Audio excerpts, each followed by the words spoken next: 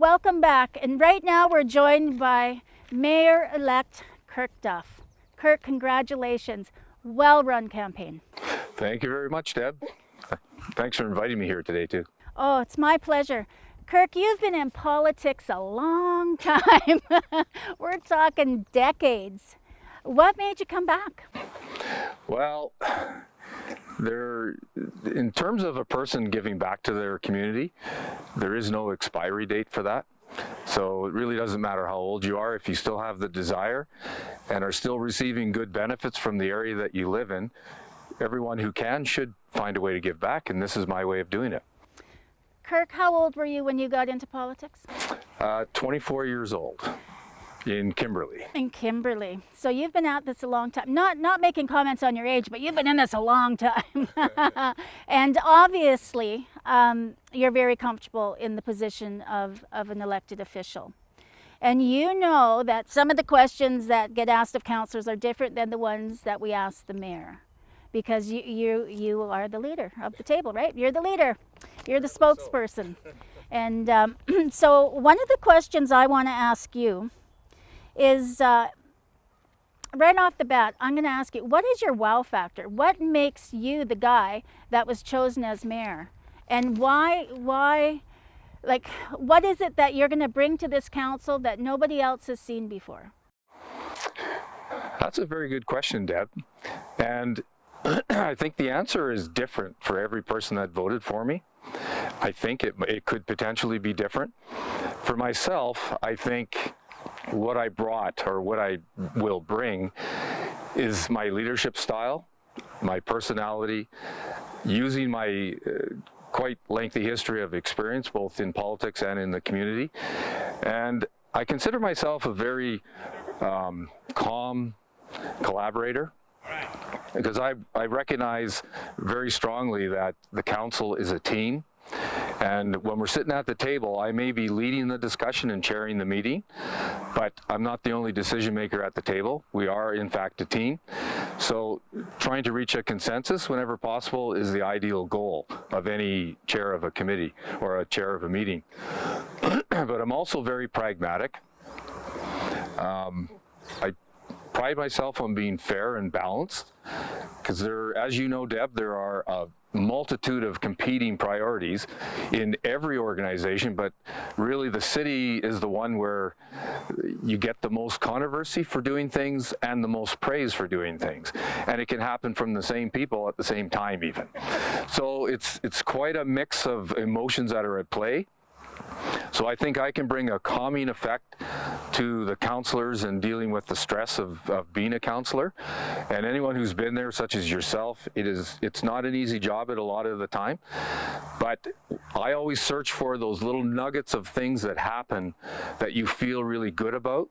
And sometimes the only person that knows how well you did or what accomplishments you have are yourself and perhaps your own family and your partner. But you never expect other people to recognize everything that's good about everything. It's nice when they do, but it's what you feel inside that matters. And if you feel you did a good job, then you did a good job. I really, really appreciate those words, Kirk, because oftentimes, especially in the time of social media, it can be devastating to a person to hear what some people think of your decisions. It's not a nice place to be sometimes. So I appreciate your wisdom on that, and I think you'll be bringing a lot to the table into bringing the tone down. So that's great. Now, one of the things I want to ask you about is the 14th Avenue Waterline Trail. It's very much a hot topic on Facebook right now. There's private property signs that have gone up.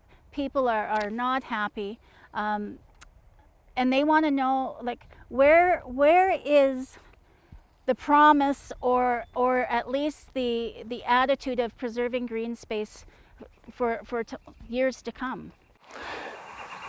When you're looking at areas such as the wetlands, you need to take an all-encompassing approach. It's not one or the other, it's looking at both in as best a balance as you can find, because us humans need to have access to the environment that we have around here, because it's absolutely beautiful. and it needs to be managed in terms of the development that occurs within these areas.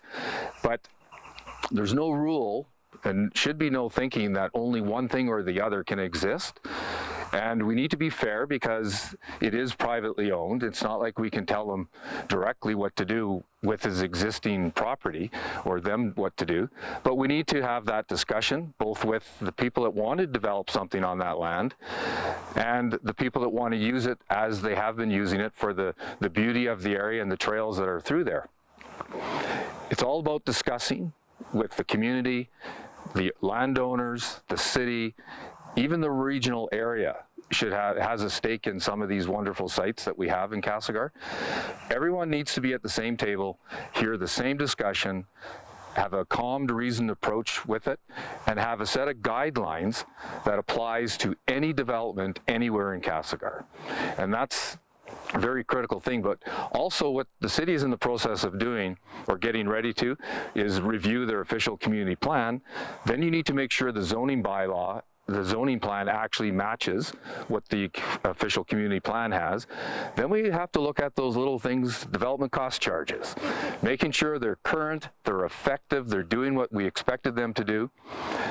And any other bylaw or conditions we have for development all needs to be reviewed so that we have a consistent approach to any development in any location in our city or whatever we're going to use it for. That's interesting because it'll lead into my next question. So the city is currently looking at housing and densifying the downtown and making it more, user friendly and just bringing more attention to the downtown. So if they're going to add more housing and promote that or any kind of housing, parking is an issue. And currently the bylaws right now aren't in favor of the builder for parking. Is this something that you would bring forward to council to look at? Because you can have all the proposals in the world, but if at the end of the day your own bylaw hinders that. Like I said during the campaign, everything is reviewable. There are no sacred cows in the way I look at it. If we need to consider everything. And yeah, I agree, downtown parking is a real problem, especially trying to get access to the building that you might be living in the future. So yes, everything in my mind is up for review.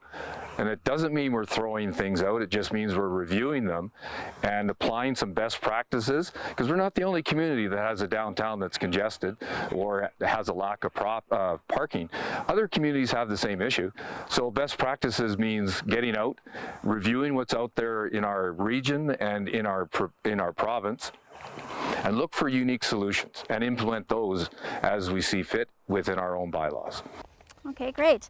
So it feels like Castlegar is about to explode and everyone says they want it. But are we ready for it? Well, when you look around Canada or anywhere around the world, what you wish for is maybe not what you expect or what you get in the end. So be careful what you wish for. The key though, because I expect we are going to continue growing, it's a natural progression for any city to continue to grow, because that helps our tax base so that the rest of us that are already here, it helps keep the taxes at a reasonable level. So we need managed growth. And to have managed growth, it goes back to what I was saying about addressing the wetlands question. We need to make sure all our bylaws, all our plans, all our zoning is updated, current, using best practices, so that we actually have a process to go forward with, and then be super strict on the process to make sure everyone that wants to develop property is subjected to the same process with no surprises. Remove as many surprises as possible, because that's always a common complaint from developers, that the city threw up a new roadblock in front of us. Well, there should be no surprises. And that some of that might be a perception issue, and one never knows for sure, but we need to be totally on the same page as a council, as a community, as people. So everyone needs to be involved in that process and then effectively manage how we grow, how it looks, how we support it, and all the consequences that come from increased population. There's issues around people abusing the privileges at the compost dump up by the complex. People are leaving garbage and tarps and large stumps and things that are clearly marked not to leave there. It's a costly operation. Do you think that having a paid staffer there is the answer? Hiring a student, volunteer compost busters, anything like that? Because it would be a shame to lose an absolute privilege like that. Many communities don't have that. Well, I use it every spring, every fall as well. And I take every time I cut the grass, I take it there. It's a very value-added thing to have, and I certainly would never want to see it removed. Now, on the path to getting people to use it properly, my first preference is to continue with the education program, reminding people what the use of that dumping site is and what's not allowed, what's allowed. And I think people, the best way to get compliance is through good educational program and cooperation and voluntarily complying. Because I don't think putting, especially a summer student there, and subjecting them to potential harassment from people that want to dump something that they shouldn't be dumping there, I don't think that's a good idea, because then we'll have other issues related to the Labor Standards Act and a few other things. So I think the preference is education, and come on, let's use it properly. Kirk, you campaigned on a step back, take a deep breath, and put a hold on increased taxation above the rate of inflation. This current council has been aggressive and brave in their agenda. How are you going to work with that when you want to hold taxes down? Well, the first step is, like I said in the campaign, I intend to review everything that's going on at the city, all the things that involve money for sure, and in particular anything that's going to involve new money and where it's going to come from. Now, obviously, that's just my little part, so I can get up to speed. But working with council, once I get sitting in the chair and after March 7th or May 17th, we're a team. And council together should seize the opportunity, with myself and Brian Bogle sitting at the table with them, and put on their own new set of eyes, take a look at all the plans. I'm not saying it's going to take 2 years or a year even or whatever to actually do all this review of this stuff. I'm thinking a few months to reevaluate what we're doing, make sure we all are in sync, because even the current council, they should not expect us Brian and I, to immediately just follow the original plan. That's not why we were elected necessarily. And I don't believe it's why I was elected.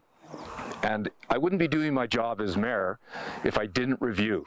Now, if I was already part of that plan, then I'd be advocating. But I don't know for sure if it's what I want to see or that the council of the day after May 17th wants to see. So we need to cooperate with each other and just take a re-look of what's going on. So I expect council will be on side with the intention that I have, and I wouldn't expect anything less, because they're professionals as well, and they owe it to the people that put them at the table as well. Yeah, and I think they owe it to the community and to you guys to show you why they made those decisions, because as you know, some of them have been well, the purchasing of Araminco's building. What a huge surprise, but what a pleasant one. Like, they're making strides that way with the gallery and with housing. And I think those are really important things to be brave about and aggressive about. Not that I would ever want to push my own agenda, but it's important things. People need to be housed. Yeah, and I think, even though I wasn't there for that decision, that's fine, because I wasn't, but it doesn't mean it was bad. I agree. And if you want to put your money where your mouth is and say that what council has said for years, we need to do something downtown, this is a good start. This is a really good start. Now our job is to manage the cost of whatever we're going to do in there, and manage when it's going to happen and how it's going to be paid for.